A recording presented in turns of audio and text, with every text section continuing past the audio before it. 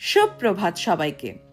আজ সকাল থেকেই আকাশ বাংলার 5-এর মতো মুখ করে রয়েছে। কালকে যেহেতু আজকের জন্য লাঞ্চ বানিয়ে রেখেছিলাম, সেহেতু আজ লাঞ্চ বানানোর চাপ নেই।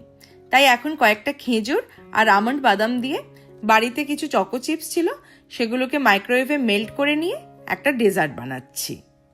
আজ আমাদের বাড়ির কাছাকাছি একটি জায়গায় ম্যাপেল সিরাপ ফেস্টে যাব বলে রেডি হয়ে গিয়েছি। কালকেও প্রোগ্রামটা হয়েছে আর কালকেও প্রোগ্রামটা হবে, কিন্তু আমরা আজকের দিনটাকে চুজ করেছি যাওয়ার জন্য, সেই কারণে রেডি হয়ে গিয়েছি। আর সাথে আজকে আমাদের এক জায়গায় ডিনারে ইনভাইট আছে। আমরা প্রায় দিনই এনাদের বাড়িতে ডিনারে যাই, তাই আমার মনে হয় সব খাবার কেন ওনারা বানাবেন। এখানে সব কিছুই সবাইকে একা হাতে করতে হয়, আমাকে নিজেকেও করতে হয়, তাই বুঝি সেই কষ্টটা।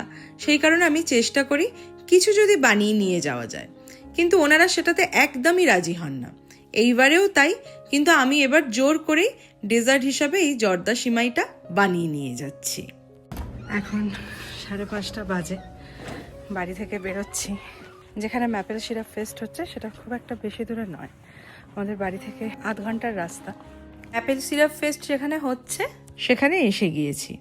পোস্ট অফিসের সামনে গাড়ি পার্ক করে আমরা এখন মেলাটা যেখানে হচ্ছে সেখানে যাচ্ছি। রাস্তার ধারে ধারে এরকম নানা ধরনের জিনিসপত্র, খাবারের দোকান ছড়িয়ে ছিটিয়ে বসেছে। আবার বাচ্চাদের মজার জন্য কিছু রাইডও রয়েছে। তবে এবার আমরা মেন যে জায়গাটাতে অনেকগুলো দোকান একসাথে বসেছে সেখানে যাচ্ছি। এখানে হেলিকপ্টার রাইডেরও ব্যবস্থা আছে, কিন্তু আজকে আমরা চড়বো না। নানা রকম জিনিসের দোকান রয়েছে, তবে বেশিরভাগ জিনিসই হ্যান্ডমেড। এই স্টোরটাকে দেখে আমার গড়িয়াহাটের কথা মনে পড়লো। গড়িয়াহাটে ঠিক এমনিভাবেই স্টোরগুলো থাকে। এখানে একটা জায়গায় হোমমেড আইসক্রিম পাওয়া যাচ্ছে, তো তার পাশেই দেখছি এই মেশিনটা। এখানে লেখা আছে old fashion homemade ice cream maker. বোতলের ঢাকনাকে কত সুন্দর করে ফ্রিজ ম্যাগনেটে পরিণত করেছে। আমি এই ফ্রিজ ম্যাগনেটটা কিনলাম এই স্টোরটা থেকে। এখানে নানা রকম পেন্ডেন্ট আছে। কফি মাগ ছাড়া মেলা মেলাই নয়, সে দেশই হোক বা বিদেশ। বিভিন্ন ডিজাইনের হেডব্যান্ডও আছে।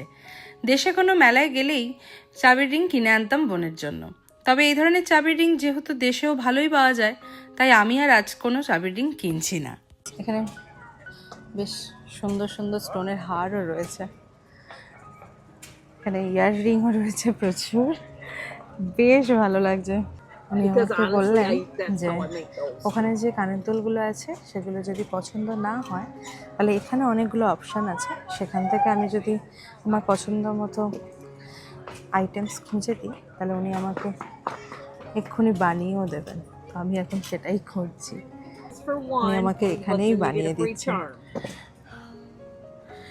এর আগে যেখানেই যে মেলায় গেছি রেডিমেড যেটাই রয়েছে সেটাই নিয়ে চলে আসতে হয়েছে, এই প্রথম এরকম একটা অভিজ্ঞতা হচ্ছে।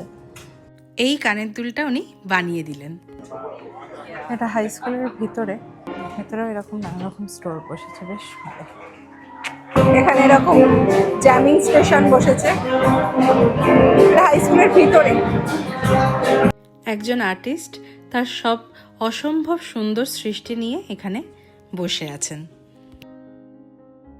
Obviously this one, because this bottle is so nice. যার জন্য এই মেলা এতক্ষণ পর তার দেখা মিলল ম্যাপেল সিরাপ। আমরা এই ম্যাপেল সিরাপটাই নিচ্ছি।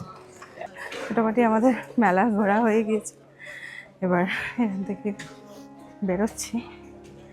এই প্রথম আমি আমেরিকাতে এরকম কোনো অনুষ্ঠানে এসেছি, বেশ ভালো লাগছে। ভালো লাগার কারণ হচ্ছে একসাথে অনেক অনেক মানুষের সাথে দেখা হওয়া। আমার একটু মানুষজন ভালো লাগে।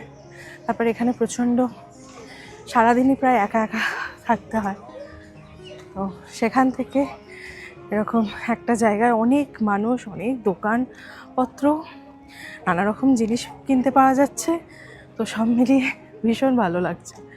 তবে আর দেরি করা যাবে না, এবার এখান থেকে বেরোতে হবে, কারণ যাদের বাড়িতে ডিনারে ইনভাইট রয়েছে তাদের বাড়িতে এবার যেতেই হবে। কারণ আমাদের যাওয়ার কথা ছিল ওনাদের বাড়িতে 6:30, আমরা সেটাকে রিস্কেডিউল করে 7টায় করেছি।